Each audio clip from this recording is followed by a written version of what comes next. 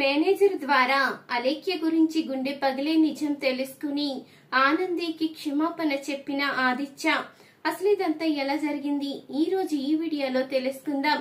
ఇక ఆదిత్య అయితే ఆలోచిస్తూ ఉంటాడు. నేను ఆనందిని అనరాని మాటలన్నీ అన్నాను, నిజంగా తను తప్పు చేసుంటుందా అంటూ ఆలోచిస్తూ ఉండగా అప్పుడే శ్రీను అయితే ఆదిత్య దగ్గరికి వస్తాడు. ఆదిత్య బాబు నన్ను క్షమించండి అంటూ శ్రీను అయితే ఆదిత్య కాళ్ళపైన అయితే పడతాడు. నేను అలేఖ్య మెడలో తాళి కట్టడానికి అమ్మాడికి ఎలాంటి సంబంధం లేదు. నేను తనకి తెలియకుండానే ఇదంతా చేశాను. కేవలం తన కళ్ళ ముందే తాళి కట్టాలన్న ఒకే ఒక ఉద్దేశంతో ఆఖరి నిమిషంలో ఫోన్ చేసి తనని రమ్మని చెప్పాను. అదే సమయంలో మీరు కూడా వచ్చారు, అందుకే మీరు అపార్థం చేసుకున్నారు. దీంట్లో మా అమ్మాడి తప్పేమీ లేదు ఆదిత్య బాబు, నన్ను అర్థం చేసుకోండి. ఆ శివయ్య మీద ఒట్టేసి చెప్తున్నాను అంటూ అనంగానే, లేదు శ్రీను, నువ్వు ఆనంది మాట దాటి ఏ పని చెయ్యవు, ఆనందికి చెప్పకుండా ఏ పని చెయ్యవు. అలాంటి నువ్వు ఆనందికి తెలియకుండా ఇదంతా చేశాను అంటే ఎలా నమ్ముతాను అంటూ ఆదిత్య అయితే అనంగానే, బాబు మీరు నమ్మరని నేను పూజారి గారిని కూడా తీసుకువచ్చాను అంటూ ఇక శ్రీను అయితే గుడిలో ఉన్న పంతులు గారిని అయితే తీసుకుని వస్తాడు. పంతులు గారైతే చెప్తూ ఉంటారు, బాబు తను చెప్పింది నిజమే. నేను ఆ పరమశివుణ్ణి పూజించే ఒక పూజారిగా చెప్తున్నాను. నేను చెప్పే మాటల్లో అబద్ధం ఉండదు కదా, నిజమే చెప్తున్నాను. ఈ బాబే అమ్మాయిని తీసుకుని వచ్చాడు. తర్వాత మీ భార్య వచ్చింది, తనకి ఈ పెళ్లికి ఎలాంటి సంబంధం లేదు. తను కూడా శ్రీనును నిలదీసింది, కానీ శ్రీను పట్టించుకోకుండా ఆ అమ్మాయి వచ్చేసరికి తాళి కట్టేశాడు. శ్రీను అమ్మాయి నిలదీసినా ఏమీ పట్టించుకోలేదు. ఈ లోపల మీరొచ్చి తనని అపార్థం చేసుకున్నారు అంటూ పంతులు గారు కూడా చెప్పంగానే నేను అనుకున్నదంతా అయ్యింది. నేను అపార్థం చేసుకుని ఆనందిని అనరాని మాటలన్నీ అన్నాను. ఇప్పుడు తన ముందు నా మొహం ఎలా చూపించాలి, తనకి ఎలా ఎదురుపడాలి అంటూ ఆదిత్య అయితే చాలా బాధపడుతూ ఉంటాడు. ఇంతలో ఇక పంతులు గారు వెళ్ళంగానే శ్రీను అయితే, ఇదంతా అమ్మాడి జీవితం బాగుండాలనే చేశాను.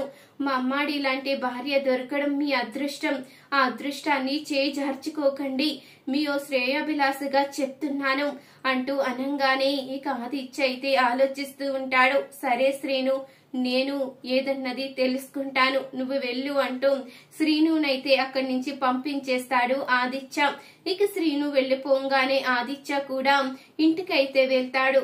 ఆదిత్య రావడంతో ఆనంది, సునంద, శశికాంత్, చైతన్య నలుగురు కూడా ఆనందపడుతూ చూస్తూ ఉంటారు.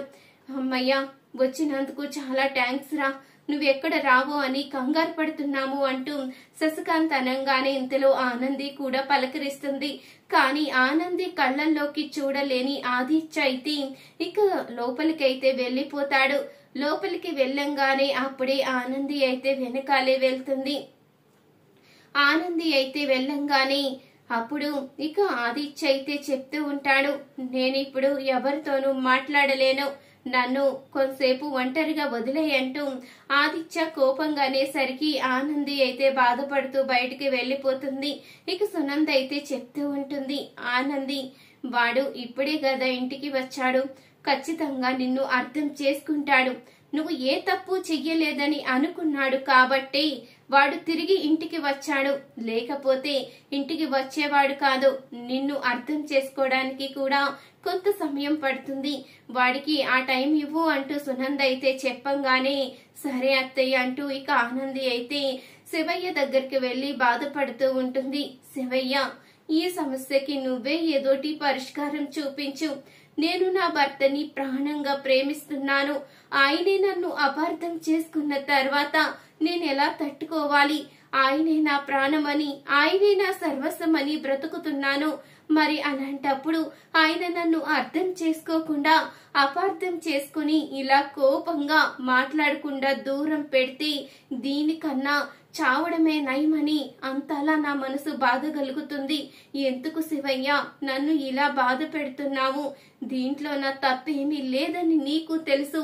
మరి ఆ విషయాన్ని ఎందుకు నిరూపించడం లేదు? ఎందుకు నా భర్తకి నిజం తెలిసేలా చెయ్యడం లేదు? నన్నెందుకు ఇంత బాధ పెడుతున్నావు? నేను ఏ తప్పు చేశానని? చిన్నప్పటి నుంచి నిన్ను పూజించడమే నేను చేసిన తప్ప? నిన్ను ఎప్పుడు ఏ కోరిక అడగకుండా నీకు పూజలు చేయడమే నేను చేసిన తప్ప? నేను ఏ తప్పు చేశాను? అలేఖ్య శ్రీను పెళ్లి విషయమే నాకు సంబంధం లేదు. ఆ నింద నా మీద పడింది. మొన్నటి వరకు ఇన్కమ్ ట్యాక్స్ ఆఫీసర్ల గొడవ, ఇప్పుడు ఈ గొడవ. ఇక మా ఇద్దరి మధ్య ఇలా గొడవ తప్ప అంతకు మించి వేరే బంధమే కనిపించడం లేదు. ఆదిత్య గారు నన్ను ఎందుకు ఇలా అపార్థం చేసుకుంటున్నారు? ఎందుకు శివయ్య నువ్వు నా మీద కనికరించడం లేదు అంటూ ఇక బాధపడుతూ ఉంటుంది ఆనంది. అయితే అప్పుడే ఇక ఆదిత్యకి మేనేజర్ అయితే ఫోన్ చేస్తాడు. నేను మీకు ఒక వీడియో పంపించాను, ఒకసారి ఆ వీడియో చూడండి అంటూ ఇక మేనేజర్ అనగానే ఆదిత్య అయితే ఆ వీడియో చూడగానే ఒక్కసారిగా షాక్ అయిపోతాడు. ఇక ఆ వీడియోలో అయితే అలేఖ్య తన తండ్రితో మాట్లాడుతూ ఉంటుంది. ఇప్పుడే మెల్లిగా ఆదిత్య ఆనంది ఇద్దరి మధ్య గొడవ వచ్చేలా చేశాను. నా మెడలో శ్రీను తాళి కట్టాడు. ఆ విషయంలో ఆనందికి సంబంధం లేకపోయినా ఆదిత్య ఆనందిని అపార్థం చేసుకుని వదిలేశాడు. అంటే తన పుట్టింటికి వెళ్లిపోమని మొహం మీదే చెప్పేశాడు. ఒకవేళ తను మొండితనంగా ఎక్కడే ఉన్నా ఆదిత్య ఖచ్చితంగా తన వైపు కూడా చూడడు. ఇదే నేను అవకాశంగా తీసుకుని ఆదిత్య నా వైపు వచ్చేలా చేసుకుంటాను. ఈ ఆస్తి మొత్తం నా చేతిలో పెట్టుకుంటాను. ఈ కంపెనీ నా చేతుల్లోకి వచ్చేలా చేస్తాను. ఈ కంపెనీ నా సొంతమైన తర్వాత ఖచ్చితంగా కుటుంబాన్ని సర్వనాశనం చేసి తీరుతాను. ఆదిత్య నా మీదున్న ప్రేమ మోజులో ఏది పట్టించుకోడు. ఆదిత్యకి కూడా ఈ ఆస్తి నా సొంతమైన తర్వాత తగిన గుణపాఠం చెప్తాను. నన్ను వదిలేసి ఆనందిని పెళ్లి చేసుకుంటాడా? నేను ఖచ్చితంగా తనకి బుద్ధొచ్చేలా చేస్తాను. తను పాపం తన మీదున్న ప్రేమతోనే ఇంకా నేను బాధపడుతున్నాను అనుకుంటున్నాడు. తన మీద ఎలాంటి ప్రేమ లేదని, కేవలం ఆస్తి కోసమే మళ్ళీ ఇక్కడికి వచ్చానని ఆదిత్యకి తెలియదు కదా. పాపం నన్ను గుడ్డిగా నమ్ముతున్నాడు. తనే ప్రాణంగా బ్రతికే తన భార్యని అపార్థం చేసుకుంటున్నాడు. ఏ మగవాడైనా ఇంతేనేమో, ప్రేమించే భార్యని వదిలిపెట్టి పరాయి దాన్నే నమ్ముతారు అన్నట్టు ఆదిత్య కూడా ఇప్పుడు నన్నే నమ్ముతున్నాడు. ఇదే అవకాశంగా తీసుకుని ఆస్తి మొత్తం నా సొంతం చేసుకుని ఆ కుటుంబాన్ని సర్వనాశనం చేస్తాను. తర్వాత ఆదిత్యాన్ని కూడా ఎలాగో వదిలేస్తాను. అప్పుడు మనందరం హ్యాపీగా సెటిల్ అయిపోవచ్చు అంటూ ఇక అలేఖ్య అయితే మాట్లాడుతూ ఉండగా ఇక ఆ మాటలన్నీ మేనేజర్ అయితే ఇక ఆదిత్యకైతే పెడతాడు. మన కంపెనీ నాశనం అవ్వకూడదని ఇన్ని సంవత్సరాలుగా మీ దయతో మేమందరం బాగున్నాము. మేమందరం ఇలాగే ఎప్పుడు ఉండాలి అంటే ఈ కంపెనీ మీ చేతుల్లోనే ఉండాలి. ఇలాంటి మోసగత్తె చేతుల్లోకి వెళ్తే మా జీవితాలు కూడా సర్వనాశనం అయిపోతాయి. అందుకని మీకు ఈ వీడియో పెట్టాను. ఏదైనా తప్పు అయితే నన్ను క్షమించండి అంటూ మేనేజర్ అయితే ఇక ఫోన్ పెట్టేస్తాడు. ఇక ఆ వీడియో చూసిన ఆదిత్య అయితే అలేఖ్య నిజ స్వరూపం తెలుసుకుంటాడు. ఇలాంటి దానికోసమా నా భార్యని బాధ పెట్టాను? నేనే ప్రాణంగా బ్రతుకుతూ నా కుటుంబమే తన కుటుంబం అనుకుంటూ బ్రతుకుతున్నా ఆనందిని బాధ పెట్టినందుకు నాకు ఎంత శిక్ష వేసినా సరిపోదు. నేను ముందు ఆనందికి క్షమాపణ చెప్పాలి అంటూ ఇక బయట గార్డెన్ లో కూర్చుని బాధపడుతున్న ఆనంది దగ్గరికి ఆదిత్య అయితే వెళ్తాడు. ఇక కన్నీళ్లు పెట్టుకుంటున్న ఆనందిని అయితే దగ్గరికి తీసుకుని, నన్ను క్షమించు ఆనంది, నేను చాలా పెద్ద తప్పు చేశాను, నన్ను క్షమించు. ఇంకెప్పుడు ఇలా పొరపాటున ఏ తప్పు చెయ్యను, నిన్ను అనరాని మాటలు అనను, ఇంకెప్పుడు నేను నిన్ను ద్వేషించను అంటూ ఇక ఆదిత్య అయితే ఆనందికి క్షమాపణ చెప్తాడు. నేను అలేఖ్య మాటలు నమ్మి నిన్ను అపార్థం చేసుకున్నాను. తన నటన చూసి మోసపోయాను. తను ఎంత మోసగత్తో ఇప్పుడు తెలుసుకున్నాను ఆనంది, నన్ను క్షమించు అంటూ ఆదిత్య అయితే ఆనందికి క్షమాపణ చెప్పి దగ్గరికైతే తీసుకుంటాడు.